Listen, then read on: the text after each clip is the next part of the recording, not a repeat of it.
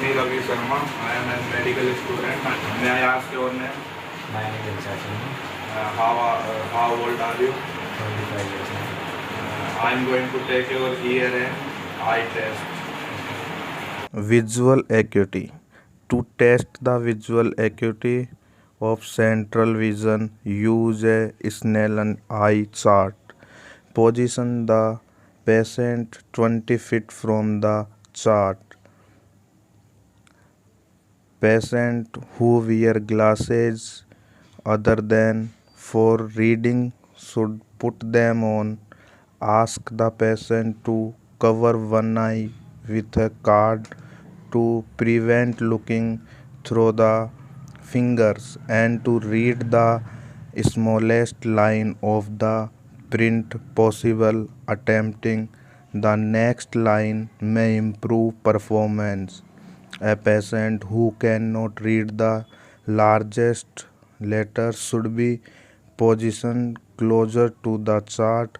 Note the interviewing distance. Identify the smallest line of patient where the patient can identify more than half the letters. Record the visual acuity. Visual acuity is expressed as two numbers. The first indicates the distance of patient from the chart, and the second the distance at which a normal eye can read.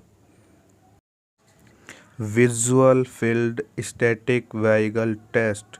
Position yourself about an arm's length away from the patient. Close one eye and have the patient cover the opposite eye.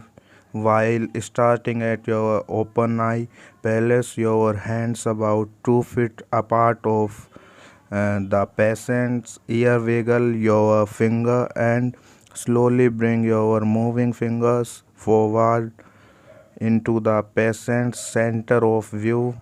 Ask the patient to tell you as soon as he or she see your fingers movement. Test each quadrant, test each eyes individually and record the extent of visits in each area. Note any abnormal filled cuts, conjunctiva in sclera. Ask the patient to look up as you depress both lower lids with your thumbs, exposing the sclera and conjunctiva. Inspect the sclera and palpable conjunctiva for color. Note the visual pattern against the white scleral background. Look for any nodule, swelling, or red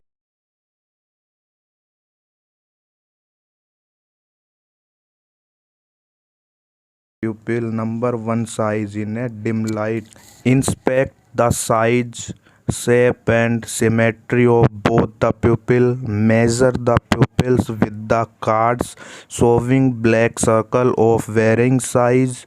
Note if the pupils are larger than 5 mm or smaller than 3 mm or unequal light reaction in dim light. Test the pupillary reaction to light. Ask the patient to look into distance and shine a bright light obliquely into each pupil. Turn both the distance gauge and the oblique lighting help to prevent a near reaction. Look for two things: one, the direct reaction, which is the pupillary construction in the same eye. Second, the consensual reaction, which is the pupillary construction in the opposite eye.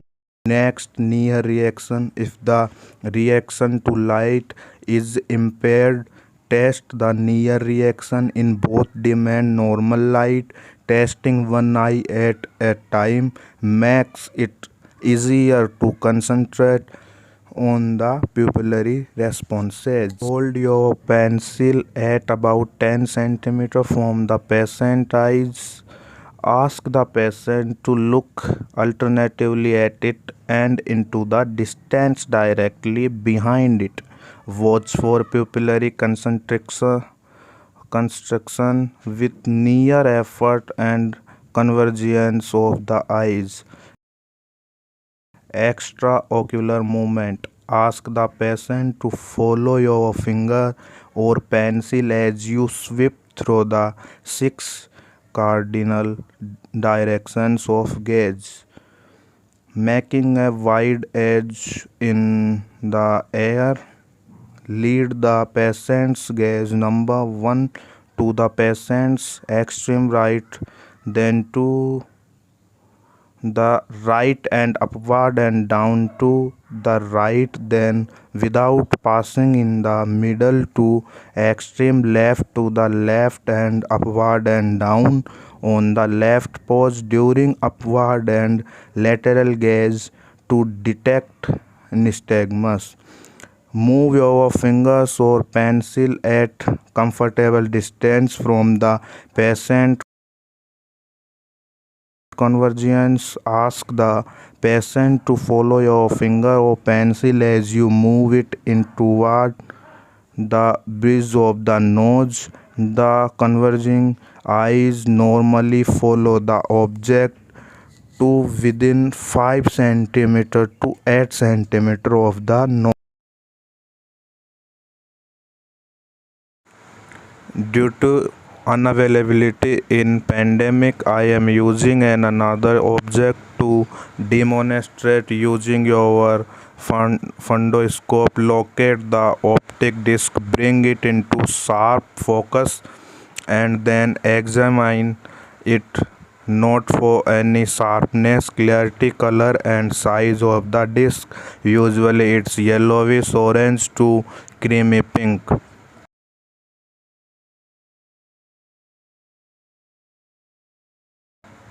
For examination, inspecting the auricle, inspect the auricle and surrounding tissue for deformities, lumps, or skin lesions.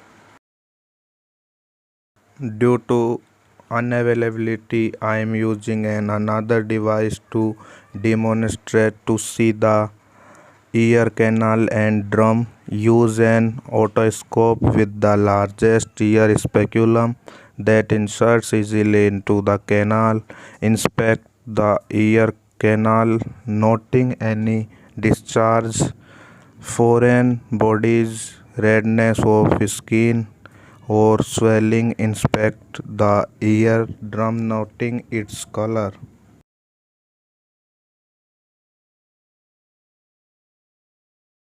Whisper test. Stand 2 feet behind the seated patient so that the patient cannot read your lips. Occlude the non-testing hair with the fingers and gently rub the tragus in a circular motion or prevent transfer of sound to the non-testing ear. Exhale a full deep breath before whispering to ensure a quiet and sound voice.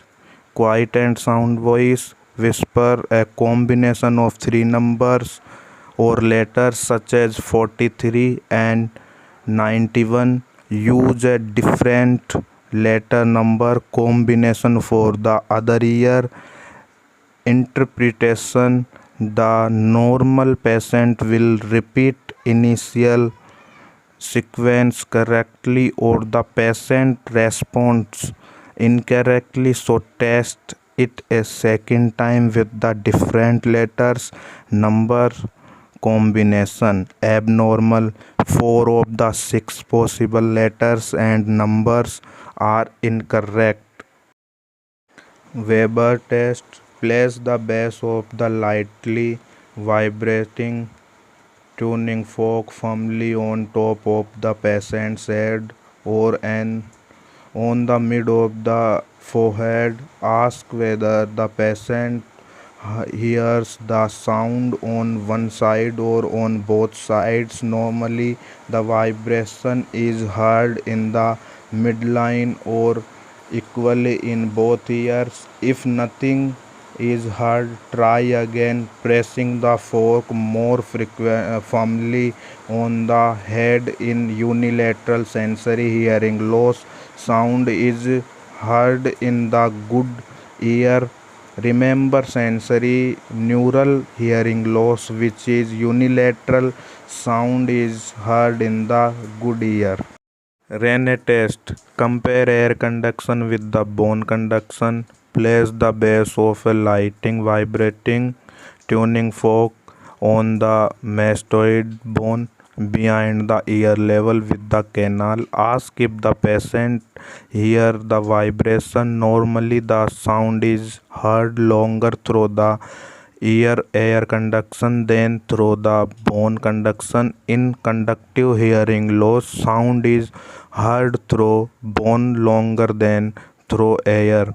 However, in sensory neural hearing loss, sound is heard longer through the air.